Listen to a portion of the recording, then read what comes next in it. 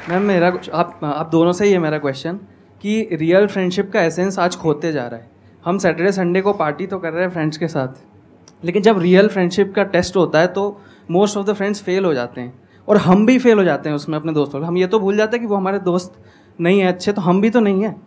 तो ये चीज़ हम रियल फ्रेंडशिप को आज कैसे वापस उसके एसेंस को रीजनरेट करें और खुद भी दूसरों के अच्छे दोस्त बने। दोस्ती बहुत बहुत ज़रूरी होती है और इस पे भी मेरा एक छोटा सा वीडियो है कि आप फ्रेंड्स को आइडेंटिफाई कैसे करें या वही जो क्वालिटीज़ है वो खुद में भी कैसे लाएं।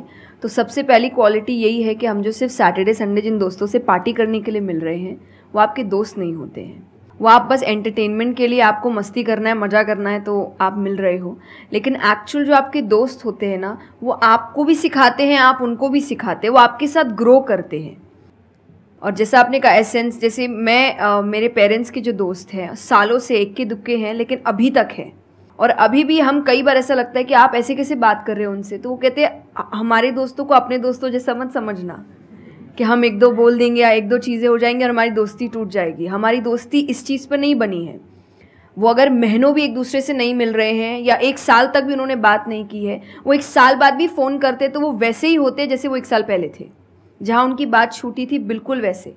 तो सबसे पहली चीज़ कि यही कि ज़रूरी नहीं है आपको अपने दोस्तों से हर एक इंटरवल में मिलना है तभी आपकी दोस्ती कायम रह सकती है, क्योंकि अब लोग आगे बढ़ रहे हैं, बिज़ी हो रहे हैं, काम कर रहे हैं, दूसरे शहरों में पढ़ने जा रहे हैं। अगर आपकी दोस्ती सिर्फ मिलने मिलाने से और मस्ती करने से तो वो दोस्ती नहीं है।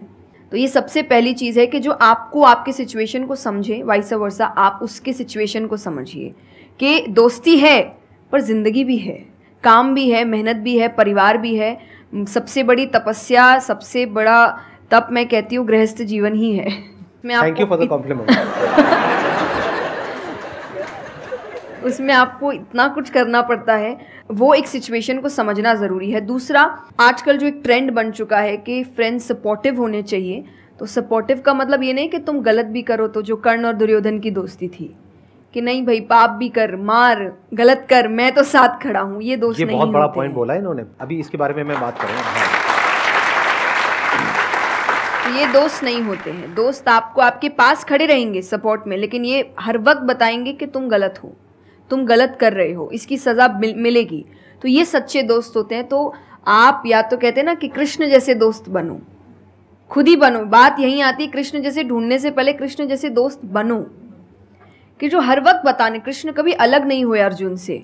जब वो कहने लगा कि मैं नहीं लड़ सकता, ये नहीं, उन्होंने उस वक्त बहुत डांटा कि क्षत्रिय है, ये तरीका है बात करने का, ऐसे बोलते हैं, तो इतना बड़ा महाबाहु है, बड़े बड़े नाम बताए, याद दिलाया कि तुम कितने अच्छे हो। तो सबसे बड़ा दोस्त का आई थिंक क्वालिटी यही है, जो सपोर्टिव है लेकिन गलत चीज़ों में नहीं है, वो हर वक्त सही के लिए आपके पास खड़े हैं।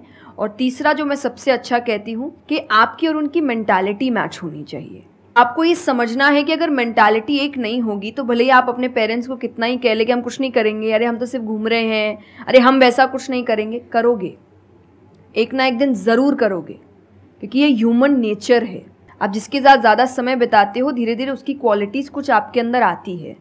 तो ज़रूरी है कि वो बिहेवियर, वो पैटर्न, वो मेंटालिटी, वो माइंडसेट मैच होनी चाहिए दोनों की, तभी आप एक साथ ग्रो कर सकते हैं। वरना वही सैटरडे संडे मिलना और ज़िंदगी खराब करना, यही हो पाएगा बस। Excellent point. ये समझना इतना इंपॉर्टेंट नहीं है कि दोस्ती क्या है, ये समझना ज़्यादा इंपॉर्टेंट है कि दोस्ती क्या नहीं है। अगर आपका जो दोस्त है वो कुछ गलत कर रहा है तो उसका साथ देना दोस्ती नहीं है, क्योंकि अगर आप गलत में भी उसका साथ दोगे तो वो और पावरफुल हो जाएगा, वो और बड़ा गलत काम करेगा। मानो आपका दोस्त पी करके गाड़ी चला रहा है, तो दोस्ती ये नहीं है कि उसको बोलना कि हाँ चल कर कर कर कर कोई नहीं, और बड़ा और बड़ा और बड़ा नहीं। उस वक्त क्या बोलना, गाड़ी रोक, मैं उतर रहा हूं। अब उसके बाद आपका क्या होगा वो बाद में देखेंगे, वो डिपेंड करता है कि आपको कहां उतारा उसने। जो इन्होंने एग्जाम्पल दिया दुर्योधन वाला, बहुत इंपॉर्टेंट है वो समझना। ऐसे लोगों से दूर रहो, ये दोस्ती है। दोस्ती को तोड़ देना दोस्ती होता है बहुत बार। कई बार लाइफ में ऐसा पॉइंट आ जाता है जो एक धर्म संकट के जैसा होता है, जहां पर जा करके आपको साफ नजर आ रहा होता है कि ये जो इंसान है ये सिर्फ अपना ही नहीं मेरा भी सर्वनाश कर देगा। ऐसे लोगों को छोड़ देना दोस्ती है। फिर अगर उसके अंदर इंसानियत वापस से जागती है तो वापस से वो अगर आपके पास में आता है तो ठीक है, नहीं आता है तो कोई बात नहीं, छोड़ दो ऐसे दोस्त को। तो बड़े ध्यान से चुनना अपने जो दोस्त हैं। जो इन्होंने कहा संगति बहुत इंपॉर्टेंट है लाइफ में, इसीलिए पहले के जमाने में सत्संग की इतनी वैल्यू होती थी। हर घर में एक सत्संग हॉल होता था एक जमाने में। आज जैसे हम सत्संग का नाम सुनते हैं हमारे माइंड में कुछ और ही आने लग जाता है। सत्संग मतलब सत्य के संग। सत्य मतलब वही जो इन्होंने कहा कि जब कोई सही रास्ते पे चल रहा है तो उसका साथ देना, और कोई झूठ के रास्ते पे चल रहा है, कोई गलत काम कर रहा है तो उसका साथ छोड़ देना। तो सत्य के साथ रहना, वो लोग जो सत्य बोलते हैं, वो लोग जो सत्य की राह पे चल रहे हैं, वो लोग जो धर्म की राह पे चल रहे हैं।